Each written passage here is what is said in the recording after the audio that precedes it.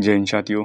देखिए आज का जो 4 जनवरी का RWA का UPSI का जो मैथ का सेट था, उसका मैथ का ये सेट है। लगभग 3 से 4 क्वेश्चन ऐसे होंगे जो थोड़े से हाई लेवल के थे, बाकी मॉडरेट लेवल रहा है, इजी टू मॉडरेट लेवल रहा है मैथ में।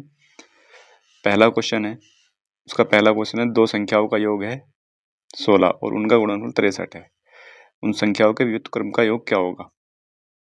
व्युत्क्रम का योग क्या होता है? जैसे मान लीजिए दो संख्याएं ए है, ये दो संख्याएं हैं, एक संख्या है ए और दूसरी संख्या है बी, तो इनके व्युत्क्रम का योग हो जाएगा 1/a प्लस 1/b। इसको व्युत्क्रम का योग कहते हैं इसको। अब यहाँ पे a प्लस बी का मान दिया हुआ है 16 और इनकी गुणा दी हुई है, इनका गुणनफल दिया हुआ है 63। तो a 1/a प्लस 1/b कहाँ से मिलेगा हमें? जब हम a प्लस बी को ab से भाग कर देंगे तो हमें ये मिल जाएगा। a प्लस बी को अगर हम ab से भाग कर देंगे तो हमें 16/63 मिल जाएगा। ठीक है, यानी कि यहाँ से जब हम इसको अलग अलग करेंगे तो a से a कट जाएगा तो 1/b बचेगा और यहाँ से b कटेगा तो 1/a बचेगा। यही हमें चाहिए था, जो कि 16/63 है। 16/63 यानी कि ऑप्शन नंबर ए ठीक हो जाएगा इसका पहले क्वेश्चन का। अगला क्वेश्चन है कि वह छोटी से छोटी संख्या क्या है जिसे 6, 7, 8, 9 तथा 12 से विभाजित करने पर शेष क्रम से 2, 3, 4, 5 और 8 बचता है और x वह छोटी संख्या है, तो x का 50% बताना है कितना होगा। x का 50% कितना होगा? पहले तो हमें वो संख्या पता होनी चाहिए, यानी कि x पता होनी चाहिए। तो सब वह छोटी संख्या यानी कि 6, 7, 8, 9 और 12, इनसे विभाजित करने पर वो शेष कितना देवे? 2, 3, 4 और 5, इसके अलावा 8, ये शेष बचना चाहिए। यहाँ पर हमेशा एक चीज़ आती है कि यहाँ पर इनका डिफरेंस बराबर होता है। यहाँ कितना डिफरेंस है?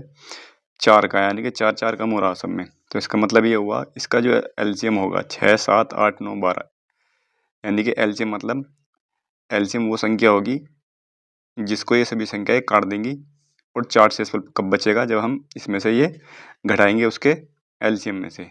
ठीक है, तो इसका हमें एलसीएम चाहिए होगा यहाँ पर 6, 7, 8, 9 और 12। जब इसका एलसीएम निकालेंगे तो एलसीएम आ जाएगा 504। एलसीएम 504 आ जाएगा यहाँ पर, 504 एलसीएम आ जाएगा। यहाँ पर 4 ये फालतू था इसमें, ठीक है, यानी कि 4 शेष बचना चाहिए। तो हमें यहाँ पर 500 वो संख्या होगी 500। 4 तो तभी शेष बचेगा जब यहाँ पर 4 फालतू होगा, तो ऑलरेडी ये 4 यहाँ से घटा लेंगे हम, तो ये 4 वो संख्या 500 होगी, यानी कि x का मान जो होगा वो 500 होगा। x का मान अगर 500 है तो बोला है कि x का 150%। 150% का मतलब होता है 3/2। 150% का मतलब 3/2 होता है। इस तरह से कर लेंगे इसको, 5 तिया 15 और 5 दूनी 10, इस तरह से 3/2 हो जाएगा, यानी कि ये हो जाएगा यहाँ पर 250 और गुणा 3, 250 गुणा 3 750 हो जाएगा। यहाँ पर 25 तिया 75, 750 हो जाएगा। ऑप्शन नंबर ए ठीक हो जाएगा इसका। आदमी ने 1 रुपये में 3 संतरे और 1 रुपये में 2 संतरे समान संख्या में खरीदे और 20% का लाभ कमाने के लिए उसने प्रत्येक दर्जन किस कीमत पर बेचा होगा? सवाल है, यहाँ पर दिया हुआ है कि सीपी दिया हुआ है और इसमें रुपए और आर्टिकल अलग अलग कर लेंगे हम। यहाँ पर सीपी कितना दिया हुआ है? 1 रुपये में 3 संतरे खरीदे पहली स्थिति में, दूसरी स्थिति में उसने 1 रुपये में 2 और खरीदे उसी संख्या में। तो हम यहाँ पर क्या करेंगे? इसका एवरेज लेंगे। एवरेज निकालने के लिए लेने के लिए क्या करेंगे? इसको पहले इसको बराबर कर लेंगे इसकी संख्या को, क्योंकि समान संख्या में उसने खरीदा है। यहाँ से 2 से गुणा करेंगे और यहाँ 3 से गुणा करेंगे। दोनों तरह ये गुणा दोनों तरफ करनी होती है, तो 2 से यहाँ भी करेंगे, 3 से यहाँ भी करेंगे। तो ये टोटल कितने हो जाएंगे? ये 3 और 2 5, यानी कि 5 रुपये में 6 और 6 12, यानी कि 5 रुपये में 12 संतरे उसने खरीदे। ये हमारा सीपी एवरेज आ गया यहाँ पर इसका, यानी कि सीपी का औसत आ गया 5 रुपये में 12 संतरे खरीदे। सवाल ने बोला कि 20% का लाभ कमाना, उसको 20% का लाभ कमाना। तो यहाँ पर हम आगे को ये तरीका अपनाएंगे, सीपी होता है तो रुपये बटे आर्टिकल होता है, कितने जितने भी रुपये होंगे उसके बटे में आर्टिकल होता है हमेशा। जैसे मान लिया मैंने 200 रुपये की कोई चीज़ खरीदी, तो एक ही तो चीज़ खरीदी होगी, वो तो आर्टिकल हमेशा नीचे आता है, आर्टिकल हमेशा नीचे आएगा, रुपये ऊपर आएगा। तो यानी कि इसका जो CP हो जाएगा वो 5/12 हो जाएगा। ठीक है, 5/12 हो जाएगा। SP हमें निकालना है। लाभ कितना है, 20% कर लेना। तो कितने बेचा होगा उसने, 5/12 गुणा 20% का मतलब क्या होता है, 6/5 होता है। ठीक है, 6/5, यहाँ 5 से 5 कट जाएगा, तो SP जो बचेगा वो 6/12 बचेगा। हमें यहाँ दर्जन में चाहिए था ना, यहाँ पे तो हमें काटेंगे नहीं इसको, हम यहाँ पर 6/12 हो जाएगा।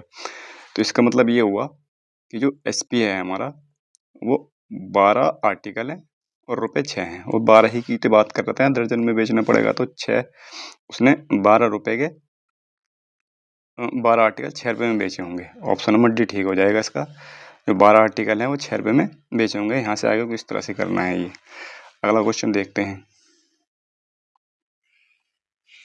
अगला क्वेश्चन है, वर्ष 2047 का कैलेंडर किस वर्ष के समान होगा, 2047 का। अब जैसे इस सवाल को कैसे करते हैं, सन दी हुई है, जैसे 2047 दी हुई है यहाँ पर, तो हम पहले इसमें 4 से भाग करते हैं, 4 से भाग करेंगे। ठीक है, इसका मैं प्रॉपर्टी बता देता हूँ। जैसे 4 से भाग करने के बाद कोई भी सन दी हुई है, अगर 4 से भाग करने के बाद अगर एक शेषफल बच रहा है, एक शेष बच रहा है, तो 6 जोड़ेंगे हम, उस सन में 6 जोड़ेंगे तो समान कैलेंडर प्राप्त होगा। अगर शेष 2 बच रहा है, तो हम 11 जोड़ेंगे। 3 शेष बच रहा है तो भी हम 11 जोड़ेंगे। और अगर 4 तो शेष बचेगा नहीं, पूरा पूरा कट जाएगा, तो इसका मतलब 0 है। अगर पूरा पूरा कट रहा है तो फिर हम 28 जोड़ेंगे। 28 जोड़ने पर जो वर्ष प्राप्त होगा तो वो समान वर्ष होगा। ठीक है, तो यहाँ पर 2047 है, तो 2047 को जब हम 4 से भाग करेंगे, तो 4 से भाग करने के लिए लास्ट वाली संख्या को ही भाग करना होता है। तो यहाँ पर 4 एकम 4 और 4 यहाँ पर बचेगा, 4 एकम, यानी 3 शेष बच रहा है यहाँ पर। ठीक है, यहाँ पर अगर 3 शेष बच रहा है तो हम क्या जोड़ेंगे, 3 शेष बच रहा है तो 11 जोड़ेंगे। किस में जोड़ेंगे, इसी सन में, यहाँ 11 जोड़ देंगे, यानी कि 2058 वो वर्ष है जो इसी वर्ष के समान होगा। ऑप्शन नंबर B ठीक हो जाएगा। इस तरह से करेंगे, ये देख लेंगे, मैंने बता दिया इसीलिए, कुछ भी बच सकता है, 2047, 45 कुछ भी आ सकता है। ठीक है, अगला सवाल है 14.5% साधारण ब्याज की दर पर निवेशित की गई धनराशि 6 वर्ष बाद 13,464 रुपये हो जाती है। दर कितनी है, 14.5%। तो निवेश की गई धनराशि कितनी है,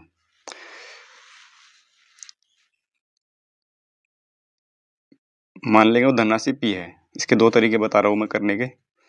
धनराशि P है, ठीक है, धनराशि P है और 14.5% की वार्षिक दर है। ठीक है, 14.5% की वार्षिक दर है, उस समय कितना है, 6 वर्ष बटे 100, इस पर ये ब्याज हो गया इसी धनराशि पर। अगर हम P और जोड़ देंगे इसमें को, इसको, तो ये बन जाएगा मिश्रधन, और ये मिश्रधन ही दिया हुआ है यहाँ पर 13,464।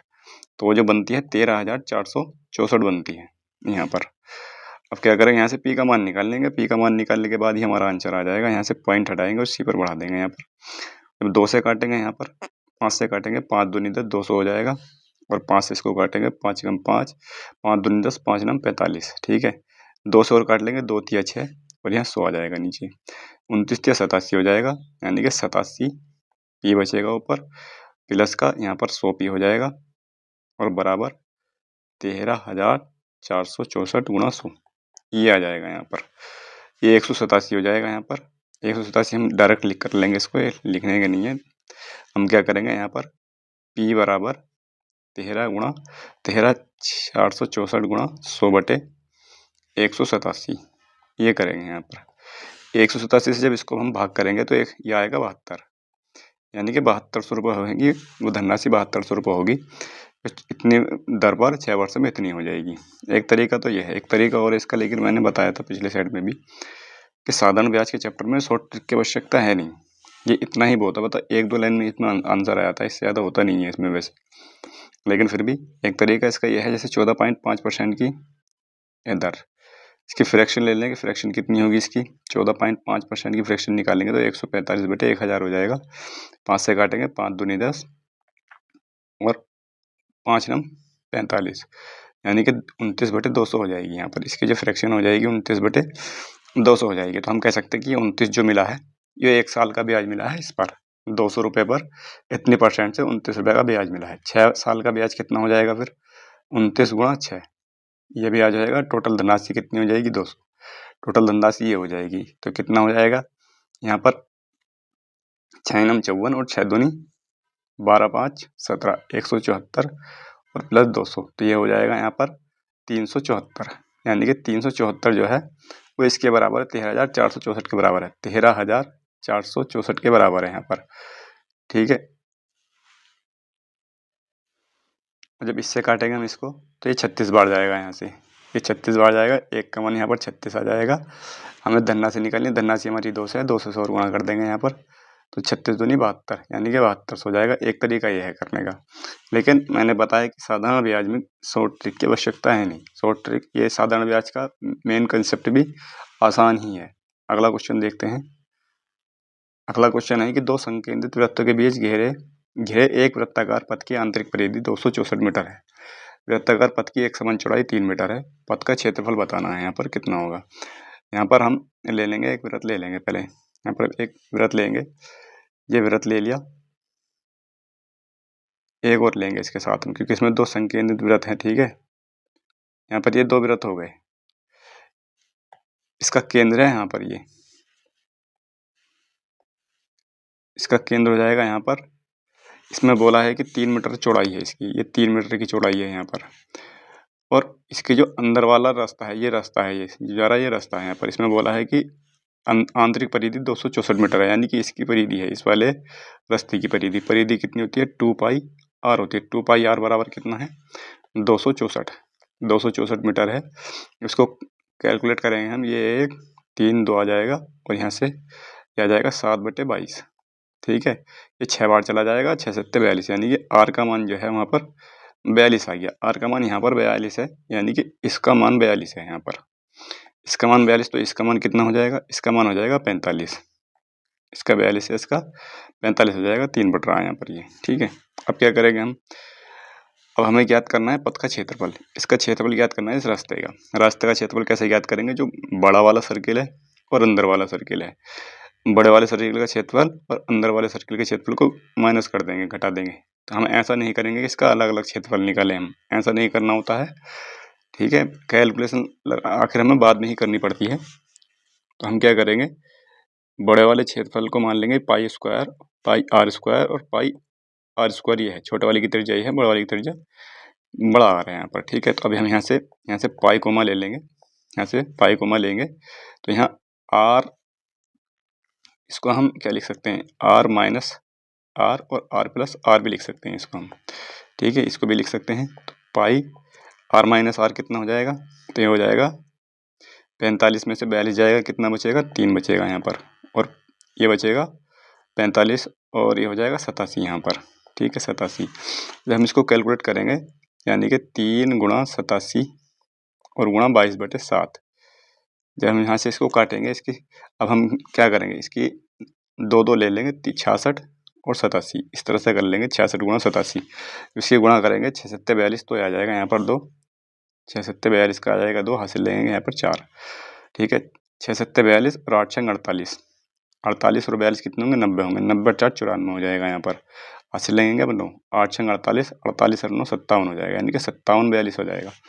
इसकी गुणा आ जाएगी 57 42 ऊपर वाले की, और 57 42 से जब 7 से भाग करेंगे तो कितना आ जाएगा? 7 8 56 आएगा, ठीक है। तो इसमें जो 8 से कौन सा शुरू हो रहा है ऑप्शन? एक ही ऑप्शन शुरू हो रहा है, ये वाला, ठीक है। लगभग ये 820 पॉइंट कुछ जाएगा यहाँ पर। इसमें जो है क्षेत्रफल दिया हुआ है ऐसा, लेकिन ये 8 पॉइंट के बाद कुछ जाएगा यहाँ पर, तो यही हमारा आंसर आएगा इसका, ठीक है। अगला क्वेश्चन देखेंगे। अगले क्वेश्चन में जाएगी, यदि रीना अपने घर से 3 किलोमीटर प्रति घंटे की चाल से चलती है तो एक पार्टी में 20 मिनट देरी से पहुंचती है। यदि वह अपनी चाल बढ़ाकर 4 किलोमीटर प्रति घंटा कर देती है तो वह 30 मिनट पहले पहुंच जाती है। उसके घर और पार्टी स्थल के बीच की दूरी क्या है? तो इस वाले सवाल में हमें क्या करना होता है? ये सवाल अक्सर आता है, इसमें भी यूज होगा, और नाव और धारा वाले में भी, ये खूब प्रयोग होता है ये वाला सवाल। मतलब इसका कॉन्सेप्ट पूरे सवाल का। तो हम क्या करते हैं, इसमें 2 चाल दी हुई हैं, पहले ऊपर रखेंगे हम दोनों चाल की गुणा और नीचे इनका अंतर रखेंगे। अंतर हम कब रखेंगे, टाइम को देखना हमें यहाँ पर टाइम जो है कम और अधिक लग रहा है तो तब हम यहाँ पर डिफरेंस रखेंगे। और सवाल में अगर ये दे दिया कि टोटल इतना समय लगता है, उसको ये दे दिया कि टोटल इतना समय लग रहा है, तो तब हम नीचे योग रखेंगे, बस इतना अंतर है इसमें, और इस चीज़ का ध्यान में रखना है हमेशा। तो यहाँ पर 3 और 4 ऊपर गुणा रखेंगे और नीचे इनका हम अंतर रखेंगे। 3 में से ये जाएगा तो यहाँ पर बचेगा 1, ठीक है, 1 बचा। और यहाँ पर रखते हैं हम डेल्टा टी। डेल्टा टी का मतलब क्या होता है, डेल्टा टी का मतलब होता है इसमें जो समय का डिफरेंस है, समय का डिफरेंस को डेल्टा टी बोलते हैं। तो समय का डिफरेंस कितना है, यहाँ पर 20 मिनट देर से पहुँच रही थी और 30 मिनट पहले पहुँच रही है, यानी कि यहाँ बाद में है और यहाँ पहले है, तो ये जुड़ जाएगा ये डिफरेंस। तो ये 50/60 हो जाएगा यहाँ पर, क्योंकि मिनट है तो हमें घंटे में चेंज करना है, क्योंकि किलोमीटर प्रति घंटा में है यहाँ पर। यहाँ से कट जाएगा ये, 3 दूनी 6 और 2 दूनी 4, 2 पंजे 10 आ जाएगा, यानी कि यहाँ पर 10 किलोमीटर की दूरी आ जाएगी। 10 किलोमीटर की दूरी आ जाएगी, ऑप्शन नंबर बी ठीक हो जाएगा इसका, 10 किलोमीटर। अगला क्वेश्चन है कि अरुण अपने कार्यालय से दक्षिण की ओर 5 मीटर चलता है, ठीक है, उसका दिशा वाला सवाल है ये, हालांकि रीजनिंग का सवाल है, ठीक है। पहले हम यहाँ दिशा लिख लेंगे, दिशा में इंडिकेट कर लेंगे। अगर मान लिया हमने ऊपर, अगर हमने मान ली यहाँ पर उत्तर मान ली, तो यहाँ पे हमने दक्षिण ले लेते हैं इसको, ये नीचे आ जाएगा उत्तर, यहाँ पर नीचे उत्तर आ जाएगा, इधर आ जाएगा हमारा पश्चिम और इधर आ जाएगा पूर्व, ठीक है। ये दिशा ले ली हमने यहाँ पर। तो इस समय जो है अरुण यहाँ पर है, अरुण अगर यहाँ है तो अपने कार्यालय से दक्षिण की ओर 5 किलोमीटर चलता है, यानी कि ऊपर चलता है अपने मुख की तरफ को, ठीक है। यहाँ पर चलता है वो अपने सामने चलता है, ये 5 मीटर चलता है, यहाँ पर 5 मीटर चला। इसके बाद बाईं ओर मुड़कर 3 मीटर चलता है, बाईं ओर मुड़ेगा 3 मीटर चलेगा इधर को, 3 मीटर चलेगा बाईं ओर मुड़कर, 3 मीटर चल गया यहाँ पर। अब आगे बोला है कि वह फिर से बाईं ओर मुड़ता है और 13 मीटर चलता है। अब वो फिर से बाईं ओर मुड़ेगा, बाईं ओर मुड़ेगा इधर को, वो अब चल रहा है वो 13 मीटर चल गया है यहाँ पर, ठीक है। अब बोला है कि वह बाईं ओर मुड़ता है, अब वो फिर से बाईं ओर मुड़ जाता है, यानी कि इधर को मुड़ेगा और 3 मीटर चलता है और किराने की दुकान पर पहुंच जाता है, ठीक है। किराने की दुकान पर पहुंच जाता है और 3 मीटर चलता ही दिया। अरुण अपने कार्यालय से किस दिशा में है, तो अरुण अपने कार्यालय, देखो यहाँ पर 3 मीटर चलाता है, तो यहाँ भी हमें 3 मीटर इसलिए चलाया इसके बराबर यहाँ पर। तो इस समय ये जो है तो कितनी दूर हो जाएगा, 5 मीटर तो है, टोटल ये 13 मीटर थी, तो 8 मीटर हो रहा है यहाँ पर, ठीक है। 8 मीटर की दूरी है यहाँ पर, ये कि तो बराबर है 13 मीटर की दूरी है, तो 8 मीटर दूर है। देख लेंगे 8 मीटर तो केवल एक में ही है, तो हमें यहाँ दिशा नहीं देखनी है, एकदम तुरंत आंसर लगा देना है 8 मीटर, क्योंकि 8 मीटर केवल एक में ही है। और दिशा भी अगर देखनी तो ऊपर इधर दक्षिण से नीचे उत्तर आ जाएगी, तो ये नॉर्थ भी है ऑलरेडी। अगला क्वेश्चन है कि निम्नलिखित में से किस विकल्प में भिन्नों का आरोही क्रम व्यवस्थित किया गया है। छोटी संख्याएं हैं तो काट के देख लेंगे। इसमें क्या है, 9/11 है यहाँ पर, 6/7 है, क्योंकि सभी ऑप्शन में एक जैसी संख्याएं हैं ये, और इसमें अलग अलग संख्याएं हैं नहीं। अगर अलग अलग संख्याएं होंगी तो फिर सभी को करना पड़ेगा, वो फिर हमें स्किप करना होता है। तो यहाँ से करेंगे इसको, 11×8 = 88, लगभग 0.8 बार जाएगा ये, 11×88 बचेगा तो 81 बार, ठीक है। ये कितने बार जाएगा यहाँ पर, 7×8 = 56 और 7×5 = 35, और ये जाएगा 6×8 = 48, बचेंगे यहाँ पर कितने, 6 और 6×9 = 54, और यहाँ बचेगा 5×4 = 20, 0.4 आ जाएगा यहाँ पर। और ये कितनी बार जाएगा, 8×3 = 24 जाएगा, और बचेगा 6, 8×7 = 56, ठीक है। तो सबसे छोटी संख्या तो हो जाएगी ये वाली, और सबसे छोटी इसमें केवल यहाँ पर है, डी में यहाँ पर, बाकी हो जाएंगे। हम और कोई निकालने के बस देख, वैसे लगा देंगे, हमने सब निकाल ली यहाँ पर, तो ये ऑप्शन नंबर डी ठीक हो जाएगा इसका। अगला क्वेश्चन है, 16.5% लाभ समेत एक वस्तु की बिक्री 466 था, बिक्री मूल्य उस वस्तु को 330 में बेचा गया होता तो कितने प्रतिशत का नुकसान होता। तो यहाँ पर 16.5% है, 16.5%, इसको हम क्या लिख सकते हैं, 165/1000 लिख सकते हैं इसको हम, ठीक है। परसेंट हट जाएगा तभी, 5 से काटेंगे, 5×3 = 15 और 5×3 = 15, बचेगा 5×2 = 10, 233/200 लिख सकते हैं हम इसको। जो लाभ होगा तो 233 का लाभ होगा, यानी कि 200 रुपये CP हो जाएगा और 33 रुपये का लाभ है, तो SP जो होगा 233 रुपये होगा। तो हम कह सकते हैं CP और SP का यहाँ पर आ जाएगा हमारे पास CP कितना आ जाएगा 200 रुपये और SP हो जाएगा 233 रुपये यहाँ पर। सवाल में बोला है कि बिक्री मूल्य 466 था, ये 466 के बराबर है, 466 तो कितना गुना हो रहा है, 2 गुना हो रहा है यहाँ पर ये, तो ये भी 2 गुना होगा, 2 गुना होगा मतलब 400 हो जाएगा। यानी कि हम कह सकते हैं कि CP 400 रुपये था, अब इसे 330 रुपये में बेचा जाता है, 330 रुपये में बेचा जा रहा है इसको 330 में, तो यहाँ पर कितने का हानि हो रही है, 70 रुपये की हानि हो रही है। किस पर, 70 रुपये की हानि हो रही है 400 रुपये पर, 70/400 यानी कि जो गुणा हम 100 करेंगे तो 100 कट जाएगा, तो 4 से 100 काटेंगे तो आ जाएगा 17.5 आ जाएगा यहाँ पर, तो ऑप्शन नंबर D ठीक हो जाएगा। डायरेक्टली भी कर सकते थे, ये जैसे SP है, SP कितना है यहाँ पर 466 है, तो फिर CP कितना होगा, CP 466 गुणा 100/116.5, इस तरह से पॉइंट हटाएंगे ऊपर C पर बढ़ जाएगा, यहाँ से इसको काटेंगे तो ये यहाँ पर CP 400 आ जाएगा। 400 आने के बाद हमें अब इसको 330 में बेचना है, तो SP हमारा कितना होना चाहिए यहाँ पर 330, तो यहाँ पर घाटा कितने का होगा, 70 रुपये का 400 पर, तो इसको भी डायरेक्टली भी कर सकते थे। अगला क्वेश्चन, अगला क्वेश्चन है, एक बेलन का कुल पृष्ठीय क्षेत्रफल 64 पाई वर्ग इकाई है, जहां बेलन की ऊंचाई इसकी त्रिज्या के बराबर है। अब सवाल में बोला है कि यदि ऊंचाई दोगुनी कर दी जाए और त्रिज्या आधी कर दी जाए तो बेलन का कुल पृष्ठीय क्षेत्रफल वर्ग इकाई कितना होगा, सवाल में ये पूछा है। तो यहाँ पे बेलन का कुल पृष्ठीय क्षेत्रफल दिया हुआ है, तो बेलन के, अच्छा हमें इसके फॉर्मूले पता होने चाहिए बेलन के। बेलन और शंकु में दोनों लिखता हूँ यहाँ पर। बेलन का, अगर बेलन का आयतन की बात करें, अभी शंकु वाला भी सवाल आएगा इसमें, तो शंकु वाले में बता दूंगा, लेकिन यहाँ बेलन के लिखते हैं। बेलन का आयतन कितना होता है, पाई r² h होगा। अगर इसकी बात करें वक्र पृष्ठ की, तो वक्र पृष्ठ कितना होगा इसका, वक्र पृष्ठ होगा 2 पाई RH। और अगर संपूर्ण पृष्ठ की बात करें, इसकी संपूर्ण पृष्ठ की, तो ये 2 पाई r और h+r, ठीक है, ये होता है इसके, ये इसके फॉर्मूले होते हैं 3। ये तो 3 मेन फॉर्मूले ये हमें पता होनी चाहिए। अब यहाँ पे कुल पृष्ठीय क्षेत्रफल दिया हुआ है, यानी कि 2 पाई r और h+r का मान दिया हुआ है, कितना दिया हुआ है, 64 पाई दिया हुआ है यहाँ पर, 64 पाई दिया हुआ है। अब क्या करेंगे, इस पाई से पाई तो कट ही जाएगा ये, ठीक है, और 2 से काटेंगे इसको तो ये 32 आ जाएगा यहाँ पर, 2 से काटेंगे। अब यहाँ पर सवाल में ये बात भी दे रखी थी कि बेलन की ऊंचाई त्रिज्या के बराबर है, यानी कि h बराबर r है, तो h का मान r रख लेंगे यहाँ पर, तो r और 2r और हो जाएगा यहाँ पर 2r, 2 से एक बार और करेगा 16 आ जाएगा यहाँ पर, यानी कि तो ये हो जाएगा r² बराबर 16, यानी कि r का मान 4 आ जाएगा यहाँ पर, यानी कि उसकी जो त्रिज्या है 4 है और ऊंचाई भी उसकी 4 ही होगी, h बराबर भी 4 होगा और r बराबर भी 4 होगा। अब सवाल में बोला है कि ऊंचाई को 2 गुना कर दिया जाए। अब ऊंचाई जो है वो 8 कर दे और त्रिज्या को जो है आधा कर दें, यही तो बोला सवाल में, त्रिज्या को आधा कर दें, यानी कि r अगर 2 हो अब, तो अब कितना होगा कुल पृष्ठीय क्षेत्रफल, यानी कि फिर से इसमें हम मान रख देंगे h का और r का। 2 पाई तो हमें ऐसे रखना है क्योंकि सवाल में आंसर में जो है पाई ऑलरेडी मौजूद है, तो r का मान रखेंगे 2 आ जाएगा और h+r आ जाएगा 10, ठीक है, 2 दूनी 4 यानी कि 40 पाई आ जाएगा इसका आंसर, 40 पाई, ऑप्शन नंबर C ठीक हो जाएगा।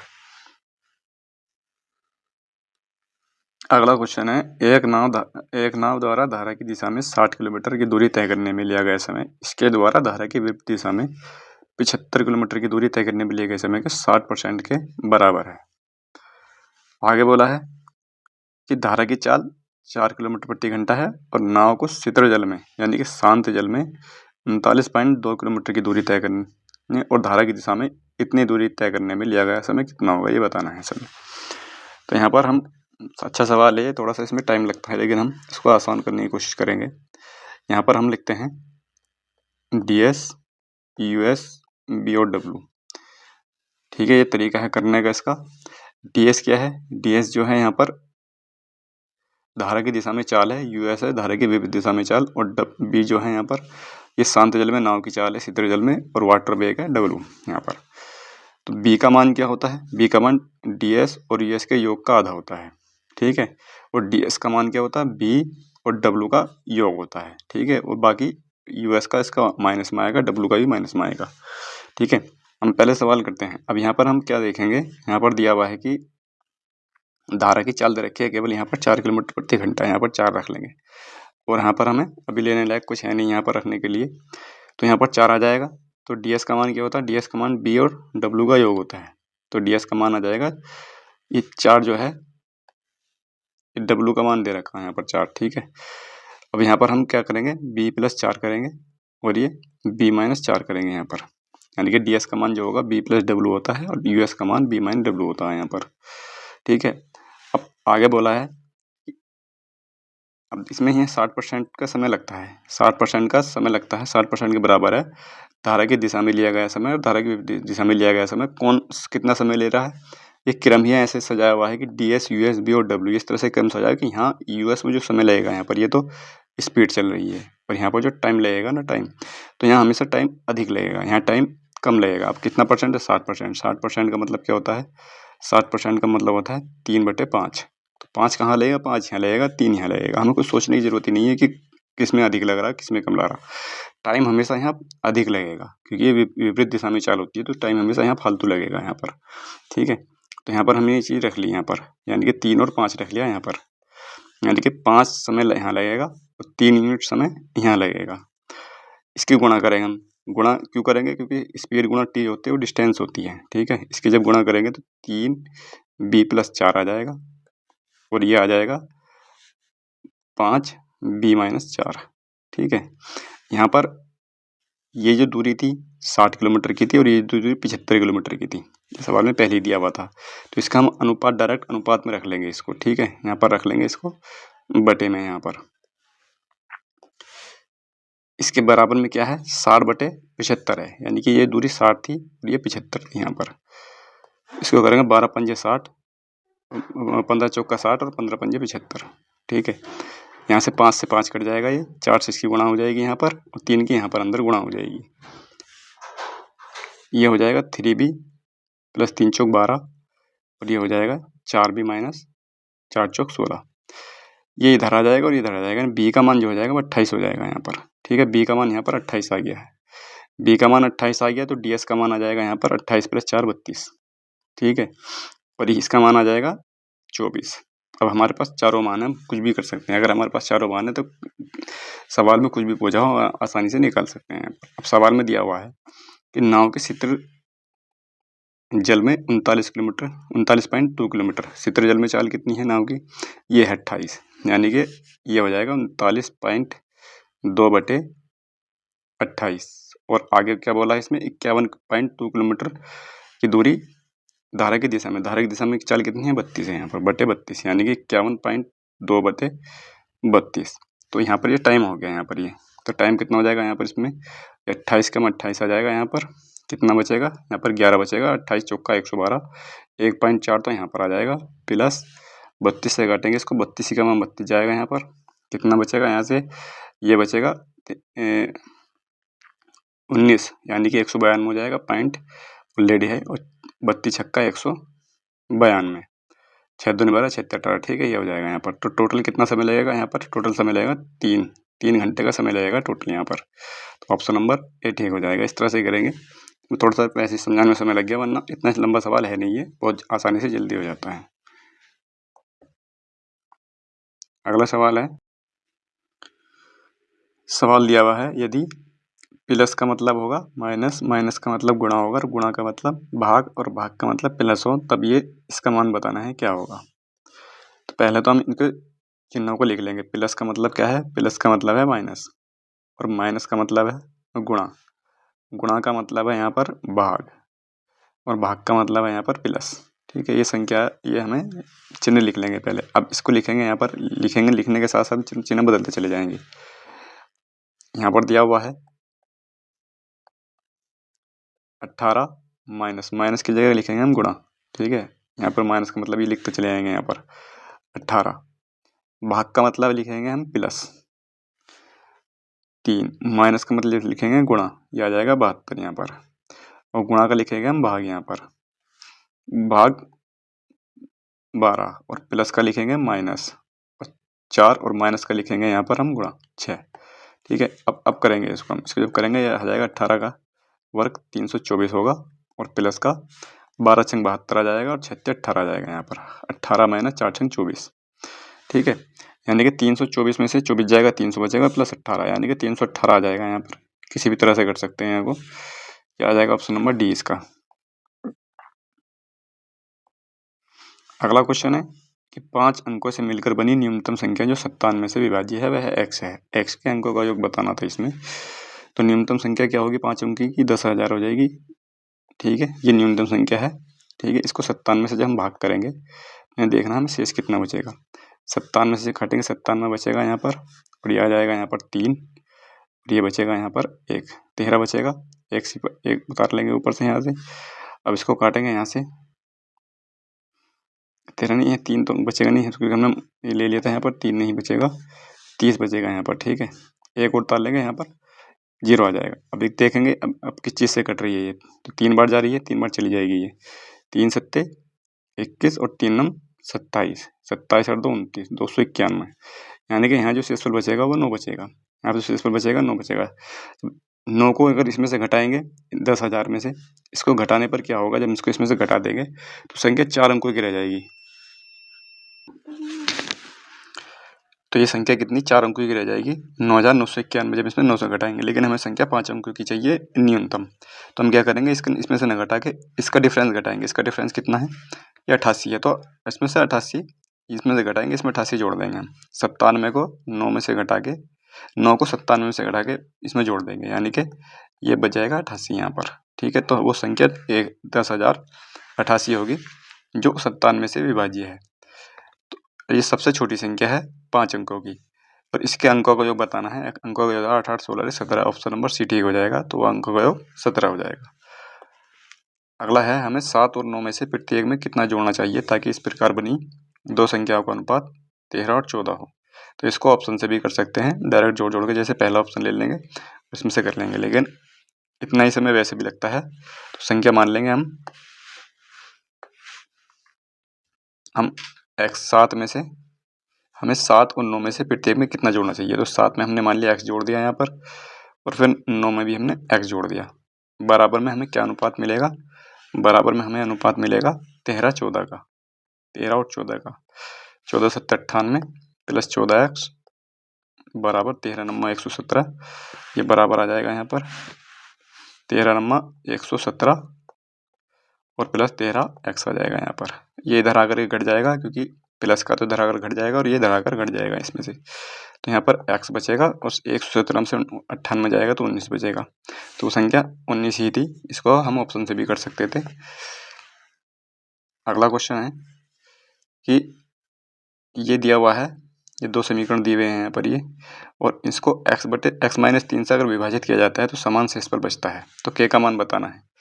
यानी कि जो संख्या यहाँ पर दी हुई है, ये समीकरण दिया हुआ है कि x3 प्लस 4x² प्लस का 3x माइनस 4, एक तो ये है और दूसरा x3 माइनस का 4x प्लस k है। अगर इसको x-3 से विभाजित किया जाता है तो हम क्या करेंगे, हम विभाजित ना करके हम x-3 अगर माइनस है तो x बराबर 3 रखेंगे। अगर यहाँ पर x प्लस 3 होता तो हम यहाँ माइनस का 3 रखते, अगर प्लस होता यहाँ पर।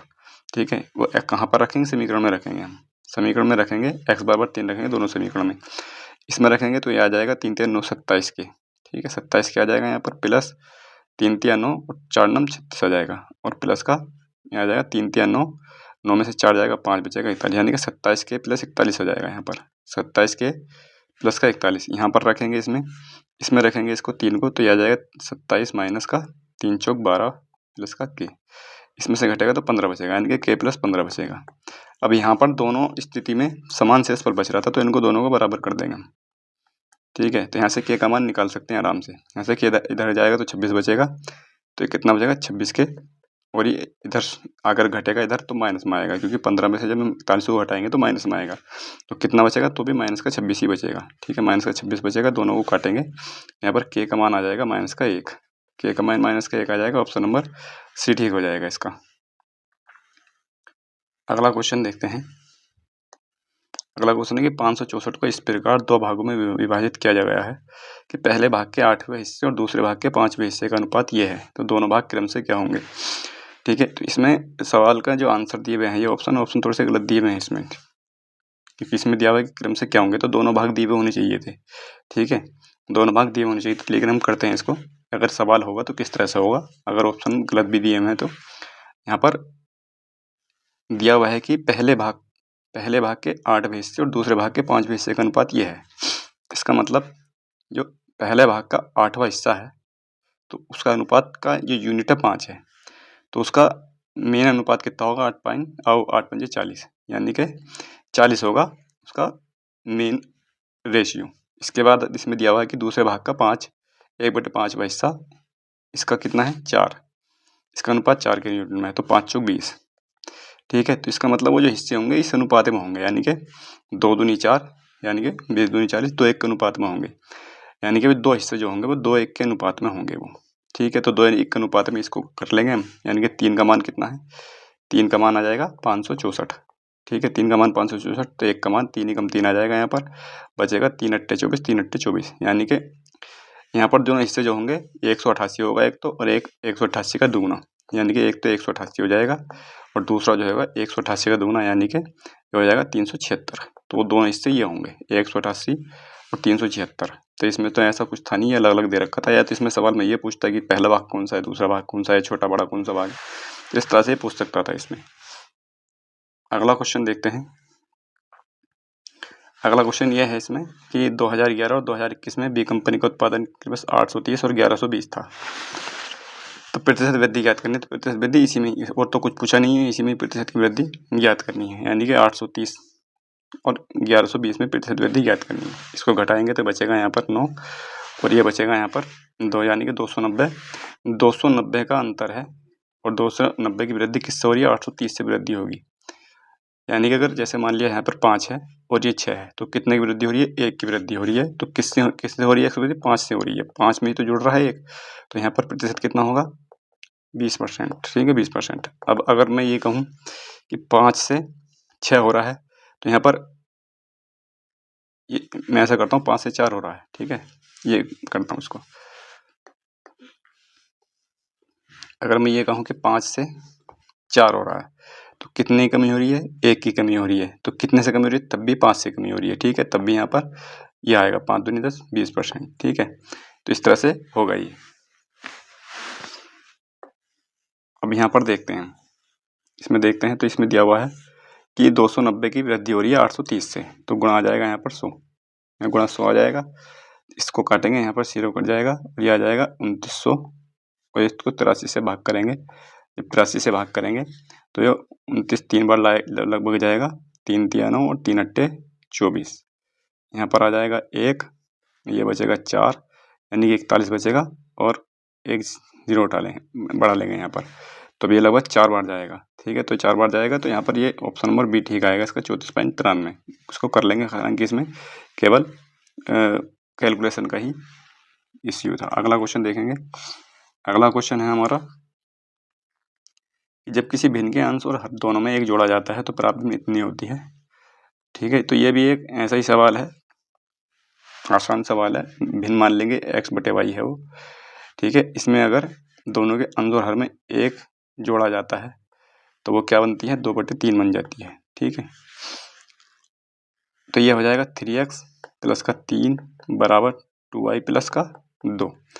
कितना आ जाएगा, 3x माइनस का 2y बराबर माइनस का 1 आ जाएगा। ठीक है, जब इधर घटेगा तो माइनस का 1 बचेगा, समीकरण हो जाएगा एक ही वाला। दूसरी तरफ क्या बोला था इसमें, दूसरी तरफ बोला था कि अगर इसके और हंस और हर में 2 घटा दिया जाए, दोनों में 2 घटा दिया जाए, तो वो 1/2 के बराबर होती है। तब कितना बचेगा, 2x माइनस 2 दूनी 4, y माइनस का 2, 2x माइनस का y बराबर का 6, ये बचेगा यहाँ पर। ठीक है, तो यहाँ पर ये आ जाएगा 2x माइनस का y बराबर का 6 आ जाएगा यहाँ पर। ये 6 नहीं आएगा, इधर माइनस में, तो ये 2 ही बचेगा यहाँ पर। ठीक है, ये 2, क्योंकि ये माइनस में है और ये भी माइनस में है यहाँ पर, तो इधर जाएगा तो ये माइनस में बचेगा, तो ये यहाँ पर 2 आएगा, यहाँ पर ये आ जाएगा यहाँ पर 2। ये समीकरण हो जाएगी 2। अब इसको जब हम हल करेंगे, कैसे करेंगे, पहले तो हम इसमें 2 से गुणा कर लेंगे। 2 से गुणा करेंगे तो यहाँ पर 2y मिल जाएगा। 2y मिलने के बाद क्या करेंगे, दूसरी में से पहली को घटा देंगे, क्योंकि 4 आ जाएगा यहाँ पर, जो x बचेगा ये खत्म हो जाएगा, 4 में से ये 5 आ जाएगा, x का मान आ जाएगा यहाँ पर 5। x का मान अगर 5 आ गया तो इसको समीकरण 1 में रखेंगे, 5 या 15 माइनस का 2x बराबर माइनस का 1 आ जाएगा, ये इधर जाएगा, तो माइनस का 2x बराबर ये बचेगा माइनस का 16, x का मान आ जाएगा यहाँ पर 8, x का मान 8 आ जाएगा। सवाल में क्या पूछा था, तो अंश और हर का योगफल कितना होगा, तो अंश और हर का योगफल कितना हो जाएगा, ये यहाँ पर x का मान आया था, तो y है यहाँ पर। ठीक है, ये y, ये y का मान आ गया है, x और y आ जाएगा 13 यहाँ पर। ऑप्शन नंबर बी ठीक हो जाएगा, दोनों का योग 13 है यहाँ पर। अगला सवाल है, थोड़ा मैं जल्दी कर रहा हूँ इस वजह से थोड़ा सा गलत भी हो रहा है, लेकिन कोई दिक्कत नहीं। एक शंकु का वक्र पृष्ठ क्षेत्रफल 550 सेंटीमीटर है, सेमी घन है और इसका व्यास जो है 14 सेमी है। इसकी तिर्यक ऊंचाई बतानी कितनी होगी। तो मैंने अभी बेलन के बताए थे, शंकु के भी होते हैं, तो शंकु के भी तीनों हमें पता होने चाहिए। अगर आयतन की बात करें शंकु की, तो शंकु का आयतन होता है 1/3 पाई आर स्क्वायर एच। ठीक है, और इसका अगर वक्र पृष्ठ देखें, वक्र पृष्ठ, तो वक्र पृष्ठ होता है इसका पाई आर एल, इसका वक्र पृष्ठ होता है।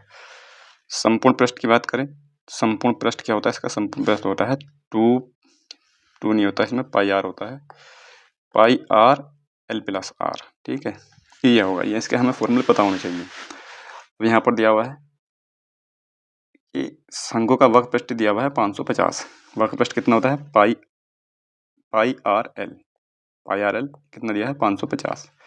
इसमें दिया हुआ है इसका व्यास 14 सेंटीमीटर, व्यास का मतलब होता है r/2,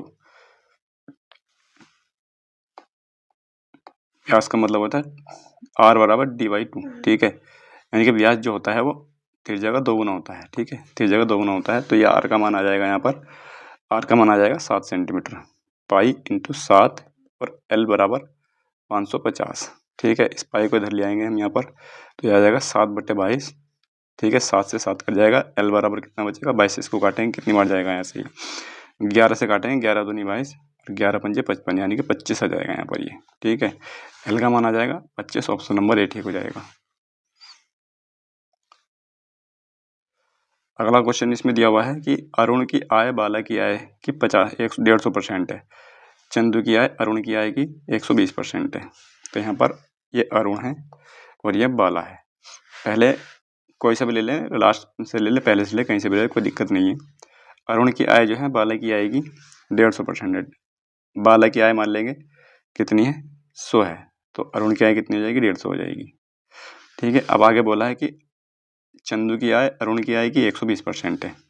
जो चंदू की आय है तो अरुण की आय की इसकी 120% है। जब हम 15 को और 12 को गुणा करते हैं 180 आता है, यानी कि 180 हो जाएगी इसकी, करके भी देख सकते हैं। ठीक है, ये हो गई। अब बोला कि यदि अरुण, बाला और चंदू की कुल आय कितनी है 86,000। यहाँ पे चाहे हम यहाँ से इनका रेशियो ले सकते हैं। ठीक है, रेशियो ले सकते हैं, कोई दिक्कत नहीं, 15, 10 और इस तरह से ले लेंगे। तो यहाँ पर आ जाएगा 43, ये 43 आ जाएगा। 43 किसके बराबर है 86,000 के बराबर है। टोटल आय दे रखी है ना इनकी, ये टोटल आय हो जाएगी 43। तो एक का मान आ जाएगा 2000, एक का मान आ जाएगा 2000। सवाल में किसकी पूछी, चंदू की, तो चंदू की आय कौन सी थी, ये थी 180। ठीक है, तो 18 थी यहाँ पर, क्योंकि हमने यहाँ पर इसको काट लिया था, तो यहाँ पर 18 बचेगी, तो 18 दूनी 36 हो जाएगा यहाँ पर, यानी कि 36,000 हो जाएगा। ऑप्शन नंबर ए ठीक हो जाएगा इसका।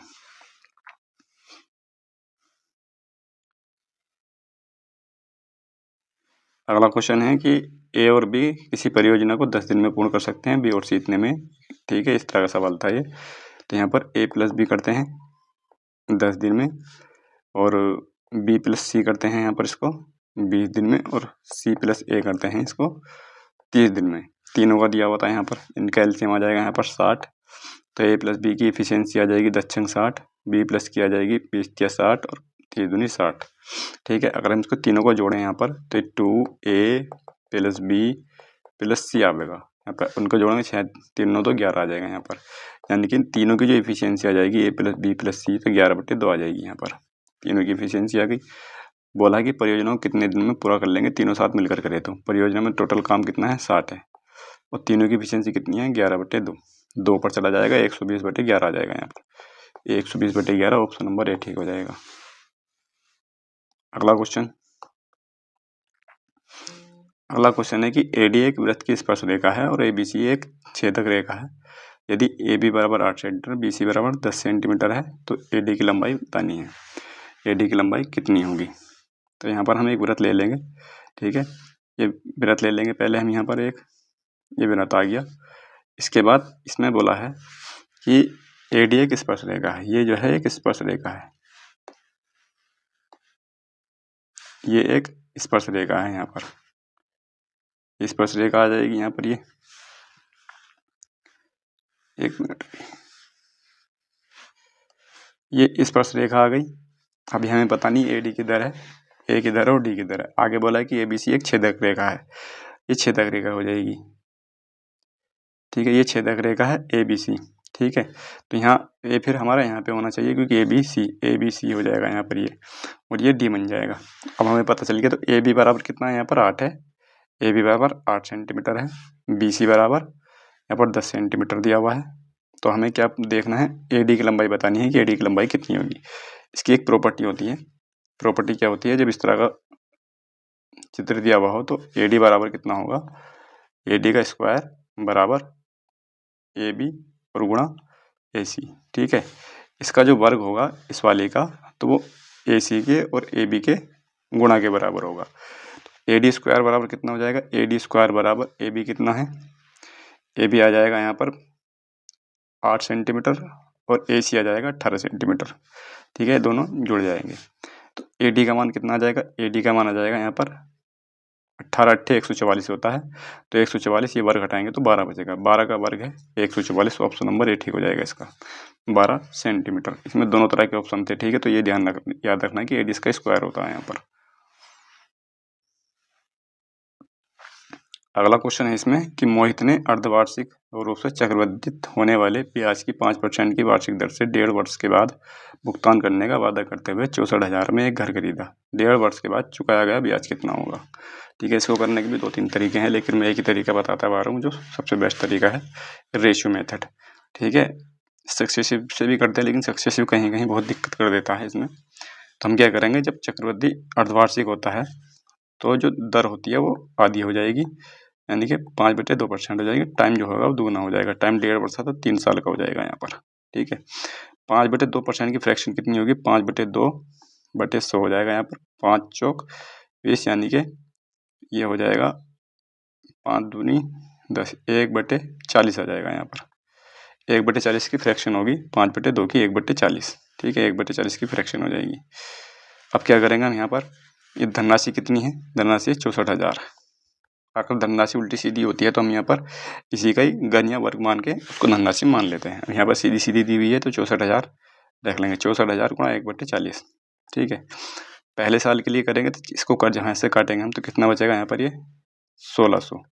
ठीक है, 3 साल के लिए जो रेशियो होता है 3-3-1 का होता है यहाँ पर, तो पहले 3 से गुणा करेंगे तो 16×3=48 हो जाएगा यहाँ पर, 16×3=48 हो जाएगा। अब अगला करेंगे, इसको फिर से भाग करेंगे, इसको यहाँ पर इसको काटेंगे यहाँ पर तो कितना बचेगा, 4 चौक 16, 40 आ जाएगा। यहाँ पर 40 आ जाएगा, ये इसको काटेंगे 40 आ जाएगा। फिर से इस वाले की गणना करें, इसकी तो हो गई, अब इस वाले की करेंगे, 3 से गुणा कर देंगे तो 3 चौक 12, 120 आ जाएगा यहाँ पर।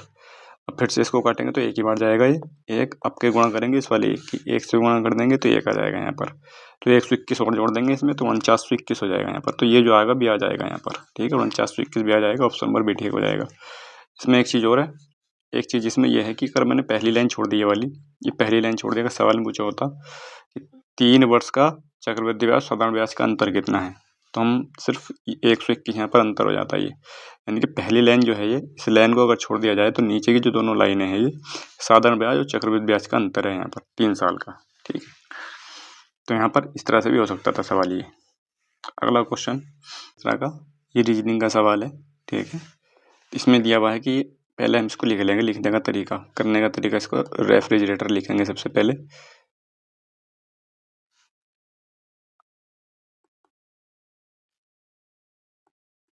इसको लिखने के बाद फिर यहाँ पे हम अगला क्या लिखा हुआ है, IR, यानी कि ये यहाँ से शुरू है इस जगह से, IRG, RA तक लिखा हुआ है, ये ERA यहाँ तक लिखा हुआ है। फिर उसके बाद कहाँ तक है, इसमें ये R के बाद इसमें 2 यहाँ को जुड़ गए, 2 लास्ट में जुड़ गए, यानी कि 2 और जुड़ गए। फिर इसमें तीसरी लाइन में EFRIGERA। ठीक है, इसमें TO, ये 2 जुड़ गए थे। अब इसमें क्या हुआ, इसमें अब देखा जाए तो इसमें फिर से 3 खत्म हो गए, इसमें 3 खत्म हो गए, इसके 3 खत्म कर देंगे, IGER, ये आ गया। तो इसका मतलब ये इसमें से ये देखने को मिल रहा है कि पहले 3 खत्म हो रहे हैं, उसके बाद 3 खत्म होने के बाद इसमें 2 जुड़ रहे हैं यहाँ पर, ये फिर से 3 खत्म हो गए और फिर से क्या हुआ, 2 जुड़ेंगे, इसमें 2 जुड़ेंगे तो इसमें FR जुड़ेगा स्टार्टिंग में, यहाँ पर पहले FR जुड़ेगा, IGER और लास्ट के 2 जुड़ जाएंगे, यानी कि A और T जुड़ जाएगा यहाँ पर।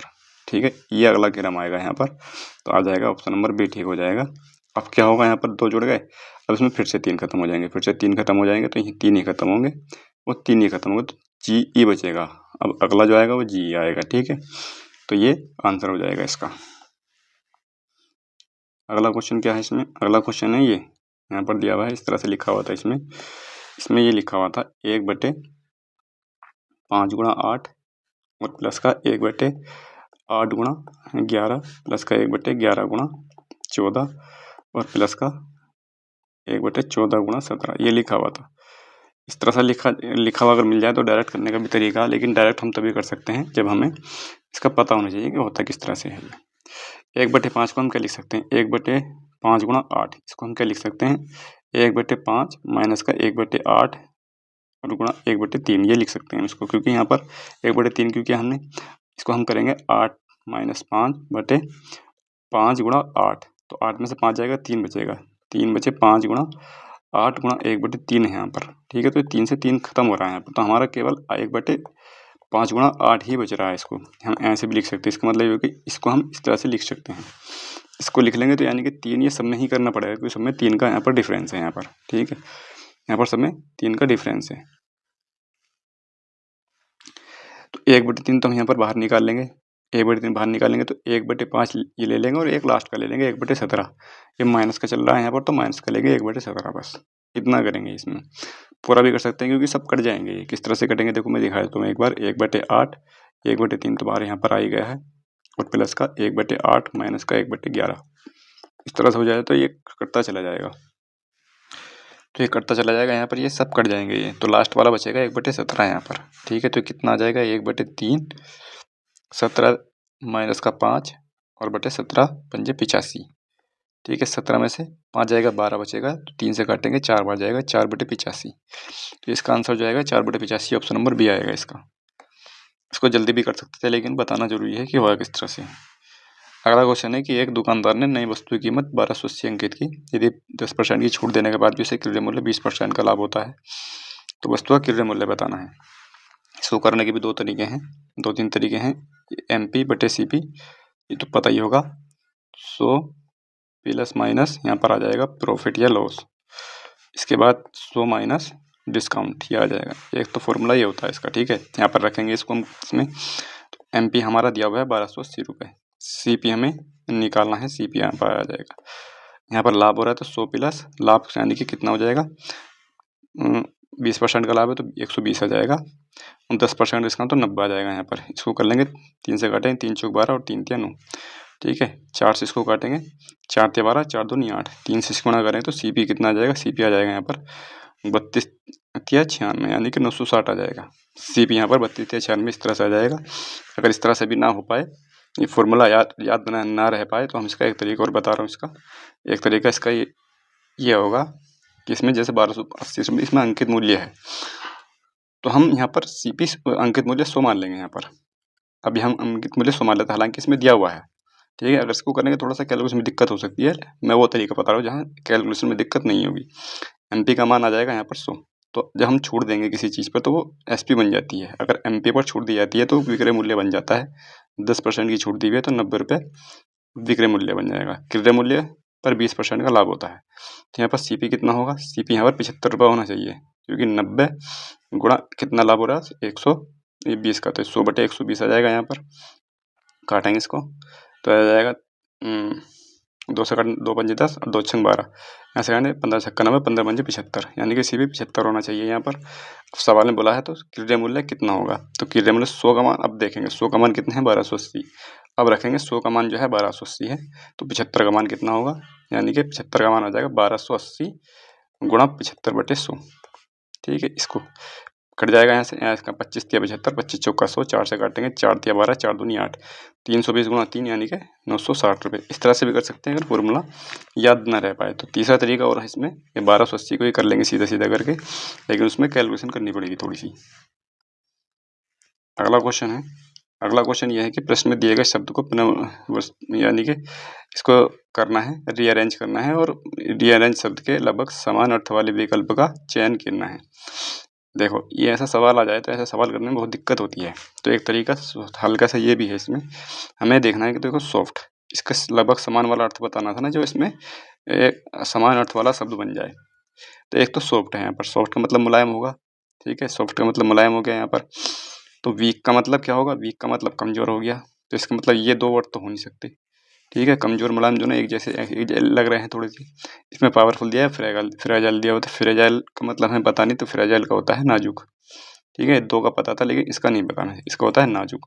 तो जाहिर सी बात है इसमें एक शब्द ऐसा है ये पावरफुल जो इन तीनों से अलग है, तो हो सकता है हमारा यही आंसर हो। तो हमें ऐसी जगह टिक भी करना है, ठीक है। अगर तुक्का मारना है तो ये पावरफुल हमारा आंसर होगा यहाँ पर। लेकिन अगर हम इसको बना सकें तो क्या बन सकता है ये, तो ये बन सकता है रोबस्ट, ठीक है। रोबस्ट बन सकता है ये, ठीक है। रोबस्ट, रोबस्ट का मतलब ही शक्तिशाली होता है। रोबस्ट का मतलब शक्तिशाली होता है और पावरफुल का मतलब भी शक्तिशाली होता है। तो ये ऑप्शन नंबर बी ठीक हो जाएगा इसका।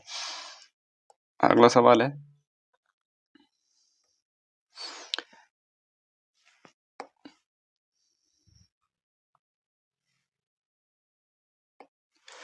अगला सवाल यहाँ पर दिया हुआ है कि एक बेईमान विक्रेता अपने माल को क्रय मूल्य पर बेचने का दावा करता है लेकिन गलत बाट का उपयोग करता है। इस प्रकार 25% का लाभ अर्जित करता है। वह किलोग्राम के लिए अनाज पर कितनी मात्रा देता है। तो बहुत आसान है, जैसे मान लिया अगर 1 किलोग्राम में 1000 ग्राम होंगे, 25% का लाभ अर्जित कर रहा है वो, तो कितना कर रहा है वो, 25% का मतलब कितना होता है, 25 चौका 100, यानी कि ये हो जाएगा यहाँ पर, यानी कि 25% का लाभ अर्जित कर रहा। 25% लाभ अर्जित करना मतलब है कि 25 चौका 100, 1/4, 4 दूनी 8, यानी कि 200 ग्राम की बेईमानी कर रहा हो। 200 ग्राम की बेईमानी कर रहा तो इसका मतलब 800 ग्राम दे रहा हो, ठीक है। 800 ग्राम दे रहा, ऑप्शन नंबर ए ठीक हो जाएगा इसका, बहुत आसान है। अगला क्वेश्चन था, और मिश्रण में अलग से 20 किलो रेत और 10 किलो सीमेंट मिलाने के बाद रेत और सीमेंट का जो अनुपात है वो 4:1 हो गया। मिश्रण में सीमेंट की आरंभिक मात्रा बतानी है। तो यहाँ पर रेत और सीमेंट है, यहाँ पर ये आर और सी मान लेंगे इसको। प्रारंभ में इसमें 9 का और 2 का अनुपात था, ठीक है, 9 का और 2 का। अब इसमें बोला है कि 20 किलो रेत और 10 किलो सीमेंट मिलाने पर, इसको दो तरीके से बता रहा हूँ मैं। एक तरीका तो इसका यह है एक्स मान के करने का। तो पहले इस अनुपात में था 9x प्लस कितना मिलाया जाता है, 20 किलो रेत मिला दिया जाता है, सीमेंट में 10 किलो अलग से मिला दिया जाता है, तो अनुपात 4:1 का हो जाता है। इसकी गुणा करेंगे 9x प्लस 20, 4 दूनी 8x प्लस 40 हो जाएगा। यहाँ पर भी कितना आ जाएगा, इधर आ जाएगा, इधर चला जाएगा, तो ये x बचेगा और ये 20 बचेगा, यानी कि x का मान जो है 20 है। सवाल में आरंभ में मात्रा कितनी सीमेंट की, तो आरंभ में कितनी थी, ये थी, तो 20 दूनी 40, सीमेंट की मात्रा 40 थी। एक तरीका तो यह है और जो सबसे बेस्ट तरीका है करने का इस सवाल को, ठीक है। एक तरीका ये भी है, कुछ लोग कहते हैं कि हमें x मान के नहीं होता, तो इसका एक तरीका ये भी है कि रेत है और ये सीमेंट है। यहाँ पर इनका अनुपात पहले 9 और 2 का था, ठीक है, बाद में हो गया था 4 और 1 का। 1 कब हुआ था, जब इसमें ये रेत चल रहा था। यहाँ पर रेत मिलाया जाता है 20 किलो और 10 किलो सीमेंट मिलाया जाता है। अब इनकी क्रॉस मल्टीप्लाई लेंगे यहाँ पर, ठीक है, ये हो जाएगा यहाँ पर 9 दिया जाएगा, 4 दूनी 8, यहाँ पर कितना डिफरेंस है 1 का। इसकी भी लेंगे, ये आ जाएगा यहाँ पर 20 और ये आ जाएगा 40। यहाँ पर कितना डिफरेंस है 20 का। तो इस हम कह सकते हैं कि 1 का मान जो है 20 के बराबर है, 1 का मान 20 के बराबर है। तो आरंभ में मात्रा कितनी थी, आरंभ में मात्रा ये थी, 2 से गुणा कर देंगे 40 आ जाएगा, ठीक है। तो इस तरह से निकाल सकते हैं अगर x मान के ना भी करें तो।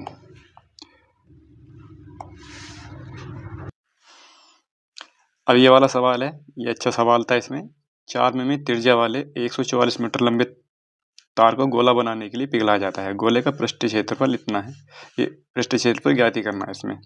ये माना कि अपव्यय नहीं हुआ है पदार्थ का, ठीक है। इस सवाल को कैसे करेंगे, सवाल अच्छा सवाल था ये। पहले इसमें तार दिया हुआ है, तार की त्रिज्या दी हुई है r बराबर 4 mm की, ठीक है। इसके अलावा तार की लंबाई दी हुई है, तार की लंबाई यानी कि जो तार होता है बेलन के रूप में होता है, ठीक है, बेलन के। तो h का मान यहाँ पर 144 मीटर दिया हुआ है। सवाल जो है इसमें आंसर सेंटीमीटर में ज्ञात करना है, तो मीटर को हम पहले ही इसमें सेंटीमीटर में बदल लेंगे इसको, तो आ जाएगा 00 या सेमी स्क्वायर हो जाएगा। यहाँ पर सेमी हो जाएगा क्योंकि ये लंबाई है यहाँ पर, और ये इसको भी हमें सेंटीमीटर में लाना है। तो हम पता होना चाहिए कि 1 सेमी में 10 mm होता है, ठीक है, 10 मिमी होता है, 1 सेमी 10 मिमी के बराबर होता है। तो इसका मतलब ये हुआ कि ये 4 mm जो हो गया, तो ये 4/10 सेमी के बराबर हो जाएगा। ये भी तो कर सकते हैं हम, ठीक है, 1 सेंटीमीटर 10 mm के बराबर होगा, तो 4 mm यानी कि ये त्रिज्या जो आएगी 4/10 सेंटीमीटर हो जाएगी यहाँ पर। तो यहाँ पर इसका हम आयतन ज्ञात करेंगे तार का। पहले तार का आयतन ज्ञात करेंगे क्योंकि उसको पिघला दिया गया है, तो हमें ये देखना है कि जब उसको पिघलाकर गोला बनाया गया है तो किस आयतन में बना है। तो हमें यहाँ तार का ही आयतन, उसका तार का तो बेलन का, यानी कि तार का आयतन हमें ज्ञात करना पड़ेगा। तो बेलन का आयतन क्या होता है, इसका आयतन होता है आयतन बेलन का पाई r²h। ठीक है, ये इसका आयतन होता है। यहाँ पर पाई ऑलरेडी इसमें दिया हो तो हम पाई का मान रखेंगे नहीं, यहाँ पर पाई का मान नहीं रखेंगे। तो हम यहाँ पर पाई को ऐसे ही रखेंगे और आर का मान यहाँ पर दिया हुआ है 4 चौक 16/100 और गुणा एच का मान दिया हुआ है 144,000। 100 से कट जाएगा यहाँ पर ये, ठीक, 100 से कट जाएगा तो ये आर का, ये इसका आयतन जो आ जाएगा यहाँ पर, तो ये आ जाएगा यहाँ पर, इसका आयतन आ जाएगा यहाँ पर 16 गुणा 144 पाई। ठीक है, अभी हम इतना ही रखेंगे, इसको अभी गुणा नहीं करेंगे, समय बर्बाद नहीं करेंगे अपना। अब आगे बोला है कि गोले का पृष्ठीय क्षेत्रफल ज्ञात करें। ठीक है, गोले का पृष्ठीय क्षेत्रफल ज्ञात करना है, यानी कि अब जो गोला है यहाँ पर गोले का आयतन चाहिए अब हमें। ये आयतन आ गया तो ये गोले का ही तो आयतन बना है, ये जो आयतन बना है गोले का ही आयतन बना है क्योंकि हमने तार को पिला के गोला बना दिया है। तो यहाँ पे ये गोले का आयतन कितना होता है, 4/3 पाई r⁻³ ये होता है गोले का आयतन। 16 गुणा 144 आ जाएगा और यहाँ पर पाई आ जाएगा, पाई से पाई कट जाएगा यहाँ पर क्योंकि यहाँ पर पाई हमारा ऐसे चल रहा है। तो यहाँ पर कितना आ जाएगा, r⁻3, 4 से काटेंगे इसको, 4 चौक 16 आ जाएगा यहाँ पर। ठीक है, अब 3 से यहाँ गुणा नहीं करेंगे, 4 गुणा 3 रखेंगे और इसमें एक हमारा यहाँ पर 144 भी आएगा यहाँ पर। ठीक है, तो आ जाएगा 4×3 = 12 और ये 12 का वर्ग है। इसका मतलब हम कह सकते हैं कि r का मान जो है वो 12 है। हाँ ठीक है, यहाँ कुछ बच्चे क्या करेंगे, इसकी सबकी गुणा करेंगे फिर उसका घन निकालेंगे, तो वो समय बर्बाद नहीं करना हमें यहाँ पर। ठीक है, डायरेक्ट करते चले जाना है तो ये अपना आप ही होता चला जाता है यहाँ पर। तो आर का मान 12 हो जाएगा, जिस तरह से मैं कर रहा हूँ उस तरह से करना है। आर का मान बराबर आ गया, ये 12 आ गया यहाँ पर आर का। अब से बोला है गोले का पृष्ठीय क्षेत्रफल। गोले का पृष्ठीय क्षेत्रफल क्या होता है, इसका पृष्ठीय क्षेत्रफल होता है 4 पाई r²। इस आर को यहाँ पर रख देंगे 4 पाई और यह आ जाएगा 144। 144 के 4 की गुणा करेंगे, कितना आएगा, 4 चौक 16 यानी कि 576 आ जाएगा, यानी कि 576 पाई हो जाएगा इसका आंसर यहाँ पर। ठीक है, इस तरह से करेंगे इस सवाल को। सवाल बहुत अच्छा सवाल था ये। ठीक है, तो कर लेंगे सवाल को। हालांकि ऐसे सवाल को बाद में करते हैं क्योंकि समय लेता है, लेकिन अगर हमारी प्रैक्टिस अच्छी है, वो तरीका हमें पता है अच्छा, तो हम आसानी से कर सकते हैं उसको। अगला सवाल देखते हैं। अगला सवाल हमारा दिया हुआ है कि ये यहाँ पर इसी तरह से दिया हुआ है, उसकी माध्यिका ज्ञात करनी है। तो माध्यिका ज्ञात करते हुए सबसे पहले हमें क्या करना होता है, इसको आरोही क्रम में लगाना होता है, जो आंकड़े दिए होते हैं। और आंकड़ों को आरोही क्रम में लगाने से पहले हमें ये भी पता होना चाहिए कि कितने पद है इसमें। 1 2 3 4 5 6 7 8 9 10 11 12 13 14 पद है यहाँ पर। तो हम इसको आरोही क्रम में लगाएंगे। आरोही क्रम में लगाने के लिए सबसे पहले हम माइनस की बड़ी संख्या रखेंगे, जो सबसे बड़ी माइनस की संख्या वो सबसे छोटी होगी वो। ठीक है, माइनस का 3 2 बार आया हुआ है, तो उसको काटते चले जाएंगे कि हमने जो जो ले लिया है यहाँ पर। ठीक है, उसके बाद फिर यहाँ पर माइनस का 1 लेंगे, माइनस काट देंगे यहाँ पर। अब क्या आएगा, अब यहाँ पर 0 आएगा, 0 आएगा, बढ़ता चला जाएगा, प्लस वाले बढ़ते चले जाएंगे 0। ठीक है, 1 है नहीं, 1 2 3, 2 3 बार आया हुआ है, 1 2 और ये 3। इसके बाद फिर क्या है, 5 है। 5 कितनी बार है, ये 0 हमने ले लिया यहाँ पर। 5 कितनी बार है, 1 2 3 4, 4 बार 5 है यहाँ पर। 1 2 3 और 4। ठीक है, 6 कितनी बार है, 1 2 3, 3 बार 6 है यहाँ पर। ठीक है, अब यहाँ पर हमें गिनने की आवश्यकता नहीं पड़ेगी, उनमें काटे हैं यहाँ पर। एक बार गिन के भी देख सकते हैं, 1 2 3 4 5 6 7 8 9 10 11 12 13 14। ठीक है, संख्या का छूटना है, अगर एक भी संख्या छूट गई तो समझो आंसर गलत हो जाएगा यहाँ पर। माध्यिका कैसे निकालते हैं, संख्या 14 है। ठीक है, 14 संख्याएं हैं यहाँ पर। ये कैसी 14 कैसी संख्या है, ये सम संख्या है ये। ठीक है, 14 सम संख्या है। अगर सम संख्या आ गई तो फिर माध्यिका कैसे निकालते हैं, उसके लिए फॉर्मूला होता है, लेकिन मैं फॉर्मूला कुछ नहीं याद करना है इसका। ठीक है, आराम से जाता है। तो हम क्या करेंगे, इसमें 14 है यहाँ पर, तो हम क्या करेंगे, 14 का आधा कितना होता है, 7 है, तो 7 से अगली संख्या वो ले लेंगे इसमें, बस 7वीं और 8वीं संख्या लेंगे। 1 2 3 4 5 6 7, ये वाली और ये वाली संख्या लेंगे। इसका ही हमें मीन निकाल लेना है बस, यानी कि माध्य है। कितना आ जाएगा इसका, यानी कि 7/2 आ जाएगा। 7/2 मतलब 3/5, यानी 3.5 सॉरी। तो आंसर इसका ऑप्शन नंबर बी ठीक हो जाएगा। अगर यही संख्या अगर 15 होती है यहाँ पर 15, तो तब इसका आधा कितना होगा, इसमें कोई 1 जोड़ेंगे और आधा कर देंगे इसको। ठीक है, तो कितना आ जाएगा, 15 16, यानी कि हम तब लेते हैं 8वीं संख्या यहाँ पर। ठीक है, अगर ये संख्या विषम होती तो मीडियन निकालते वक्त। अगला क्वेश्चन देखते हैं।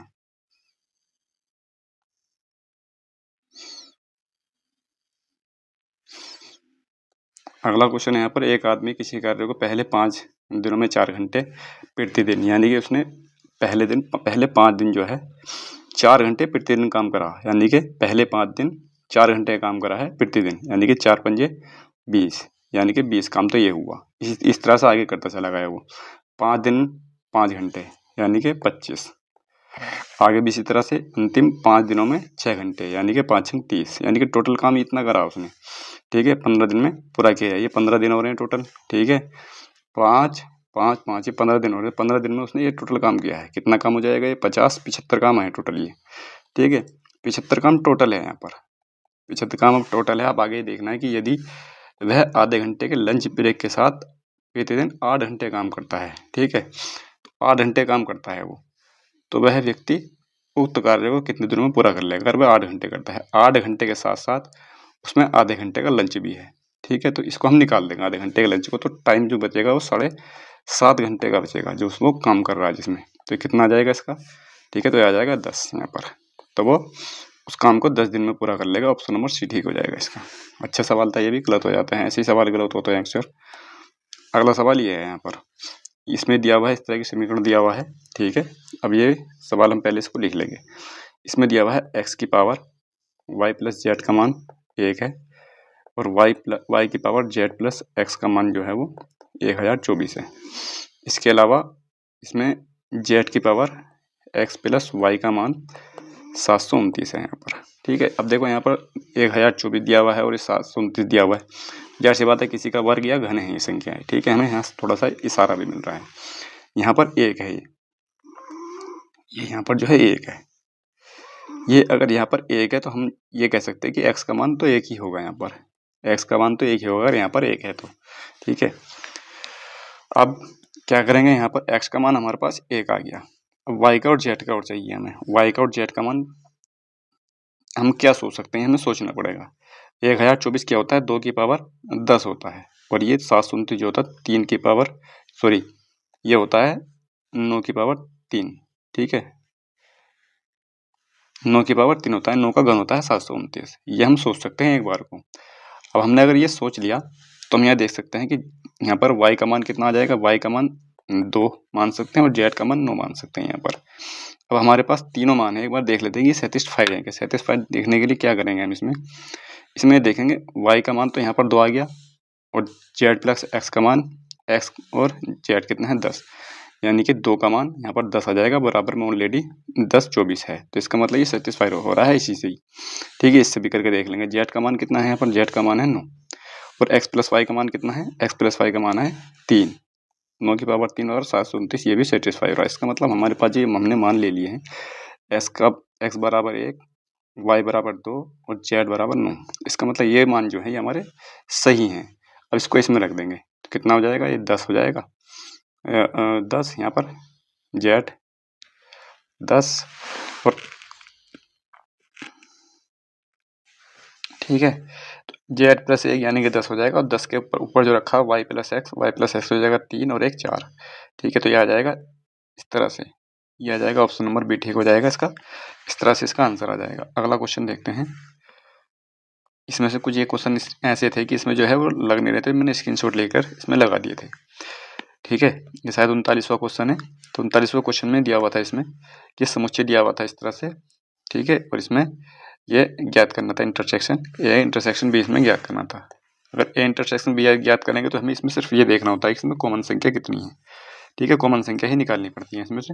इसमें कॉमन संख्या देखने के लिए 1, 8, 27 और 64 ये लिख लिया। फिर इसको कॉमन संख्या लिखेंगे, अगली की लिखेंगे 1, 16, ये थोड़ा सा गड़बड़ हो गया यहाँ पर, 1, 16 और 64। तो एक तो 64 है इसमें और दूसरी 1 है यहाँ पर, तो इसमें 2 ही संख्याएं हैं इसका, तो इसका आंसर हो जाएगा 2।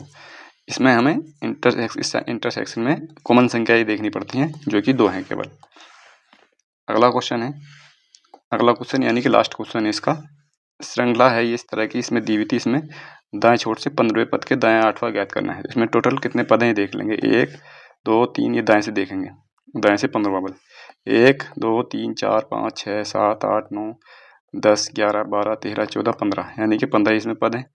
और इसके दाएं 8वां यानी कि दाएं 8वां 1 2 3 4 5 6 7 8। ठीक है, तो दाएं आठवां कौन सा हो जाएगा? इसके दाएं आठवां पूछा ना इसके। 1 2 3 4 5 6 7 8 यानी कि 65 आ जाएगा इसका आंसर। ऑप्शन नंबर सी ठीक हो जाएगा इसका।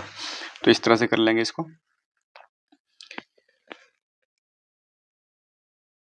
इसमें इस सवाल में जो है बहुत से बच्चों ने 89 और 65 में कंफ्यूज हुए हैं कि इसमें 89 है या 65 है इसमें।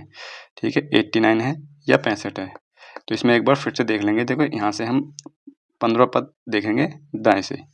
दाएं से 15 पद देखेंगे तो 1 2 3 4 5 6 7 8 9 10 11 12 13 14 15 यानी कि यहाँ से 15 पद 37। इसके 8वां पद बताना ना, इसके दाएं 8वां इस पद के।